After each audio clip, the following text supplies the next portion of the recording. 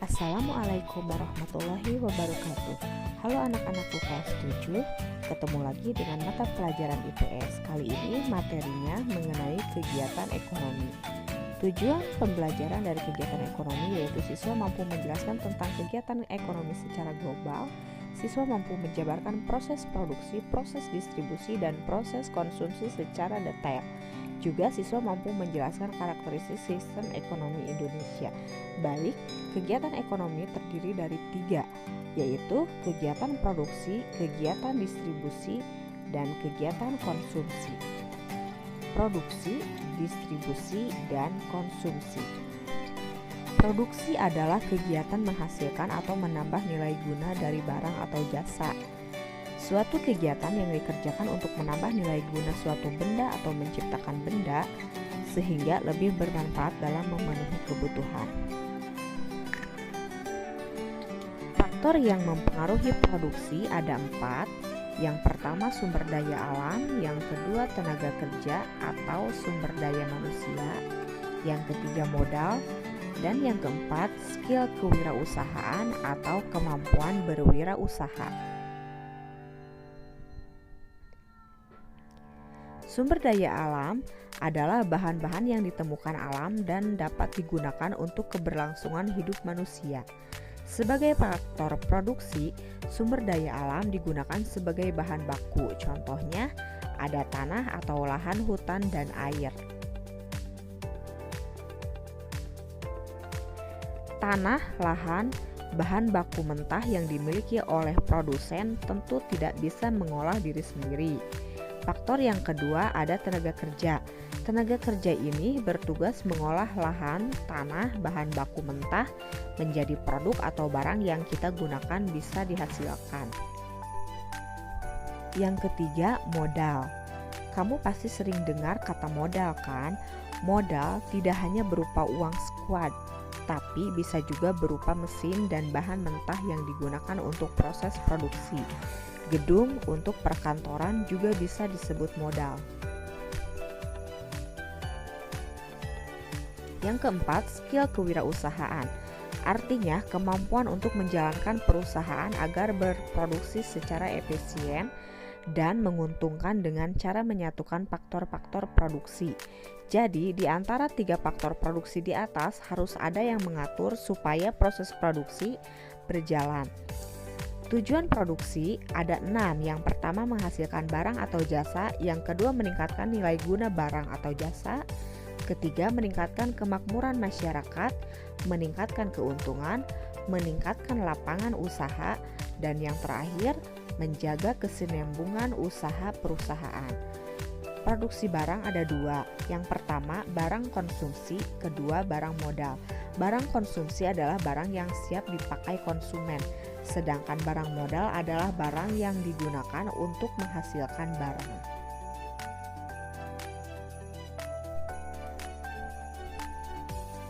Contoh kegiatan produksi mengeksploitasi sumber daya alam, misalnya pertambangan, mengolah tanah pertanian, kehutanan, perkebunan, dan juga perikanan darat, membuat barang dari bahan mentah menjadi bahan jadi, misalnya membuat kursi, melakukan jasa-jasa misalkan perusahaan asuransi, tukang cukur, dan lain sebagainya.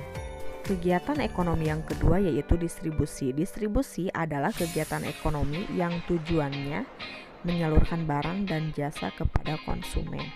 Distribusi juga menambah nilai guna barang dan jasa karena jika barang yang diproduksi tidak disalurkan ke konsumen, maka nilai dari barang atau jasa tersebut tidak akan ada gunanya.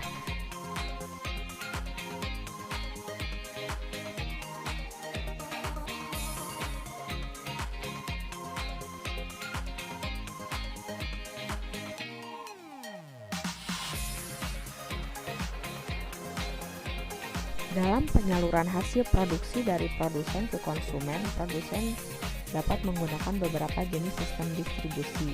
Yang pertama, distribusi langsung, yang kedua, distribusi semi langsung, dan yang ketiga, distribusi tidak langsung.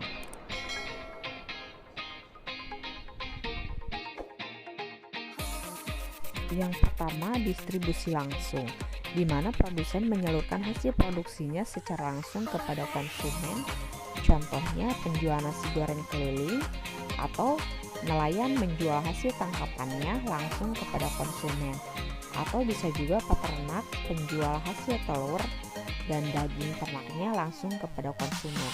Yang kedua, distribusi semi langsung, di mana penyaluran barang hasil produksi dari produsen ke konsumen melalui badan perantara atau toko.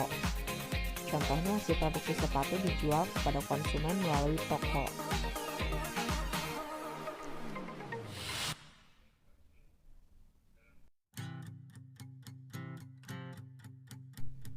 Yang ketiga, distribusi tidak langsung.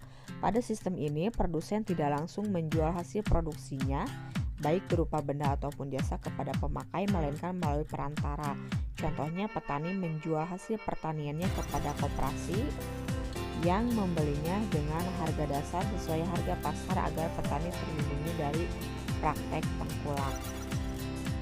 Kemudian, distribusi ada lembaganya.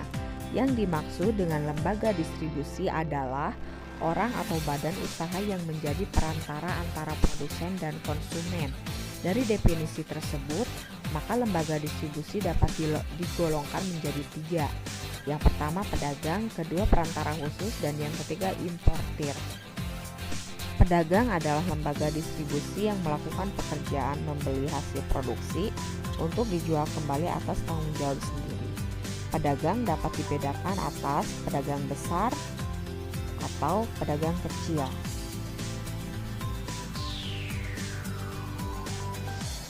Perantara khusus berfungsi untuk menyalurkan barang dari produsen ke konsumen, namun tidak bertanggung jawab apabila barang yang disalurkan tersebut tidak laku. Perantara khusus terbagi atas agen, makelar, dan komisioner. Importir adalah pedagang yang membeli barang dari luar negeri dan menjualnya di dalam negeri. Keuntungannya diperoleh dari selisih harga jual dan harga beli. Sedangkan eksportir adalah pedagang yang membeli barang dari dalam negeri dan menjualnya ke luar negeri. Keuntungannya berasal dari selisih harga jual dan harga beli. Fungsi distribusi ada 2. Yang pertama fungsi pertukaran dan yang kedua fungsi penyediaan fisik.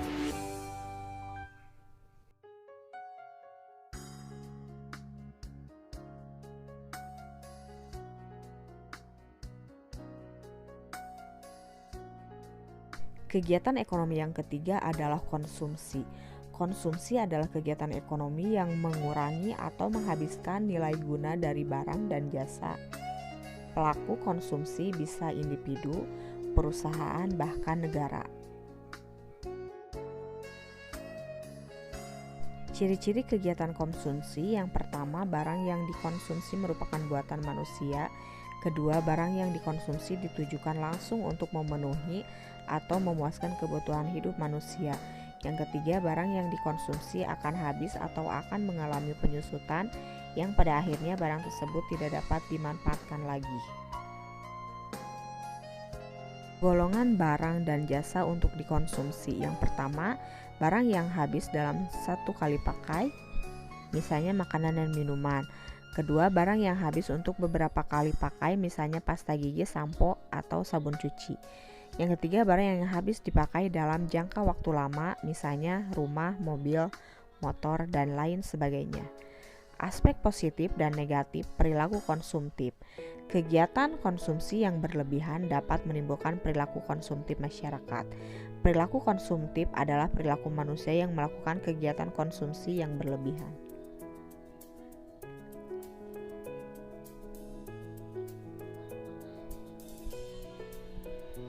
Perilaku konsumtif ini bila dilihat dari sisi positif akan memberikan dampak membuka dan menambah lapangan pekerjaan karena akan membutuhkan tenaga kerja lebih banyak untuk memproduksi barang dalam jumlah besar, meningkatkan motivasi konsumen untuk menambah jumlah penghasilan, menciptakan pasar bagi produsen. Sisi negatif perilaku konsumtif: yang pertama, pola hidup yang boros dan akan menimbulkan kecemburuan sosial. Kedua, mengurangi kesempatan untuk menabung karena orang akan lebih banyak membelanjakan uangnya. Yang ketiga, cenderung tidak memikirkan kebutuhan yang akan datang.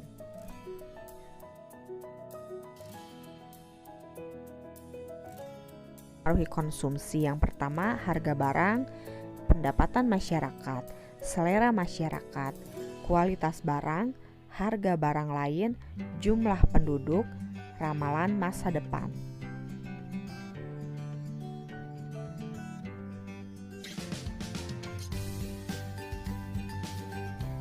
Harga suatu barang akan mempengaruhi banyaknya jumlah barang yang akan dibeli atau dikonsumsi. Jika harga barang naik, maka jumlah barang yang dibeli akan berkurang dan sebaliknya. Apabila harga barang turun, maka jumlah barang yang dibeli bertambah banyak. Diperoleh seseorang akan sangat mempengaruhi perilaku membeli. Jika pendapatan rata-rata setiap orang naik, maka akan mempengaruhi jumlah barang yang dibeli. Sebaliknya, apabila pendapatan turun atau tidak memiliki pendapatan, maka akan sangat mempengaruhi berkurangnya jumlah barang yang akan dibeli. Karena sangat mempengaruhi perilaku konsumtif. Apabila orang tersebut sangat menyukai suatu barang walaupun harga barang tersebut mahal, maka pembeli tidak menghiraukan adanya kenaikan harga. Apabila selera masyarakat terhadap barang tersebut rendah, maka konsumen tidak akan membeli barang tersebut. Setiap orang menginginkan barang yang berkualitas, sehingga kualitas ini sangat mempengaruhi perilaku konsumtif. Jika kualitas barang bagus dan harga barang tersebut lebih mahal sedikit dari barang lain yang sama, maka masyarakat lebih memilih membeli barang tersebut. Sebaliknya, jika kualitas barang jelek, maka konsumen tidak akan membelinya. Banyak sedikitnya jumlah barang yang diminta biasanya mempengaruhi juga oleh harga barang lain. Apabila harga kopi lebih mahal dari harga teh, maka masyarakat cenderung membeli teh. Akan tetapi kalau harga kopi lebih murah dari teh, bagi mereka yang uangnya terbatas, maka masyarakat akan membeli kopi yang menjadi pengganti teh. Jumlah anggota keluarga akan sangat mempengaruhi perilaku konsumtif. Begitu juga dengan bertambahnya jumlah penduduk suatu negara, maka akan sangat mempengaruhi perilaku konsumtif.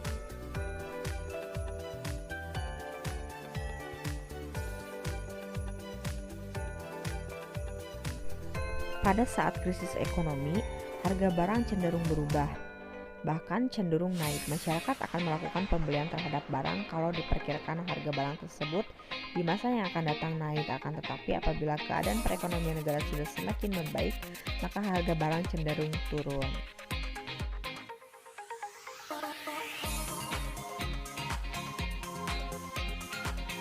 Sekian materi IPS untuk hari ini.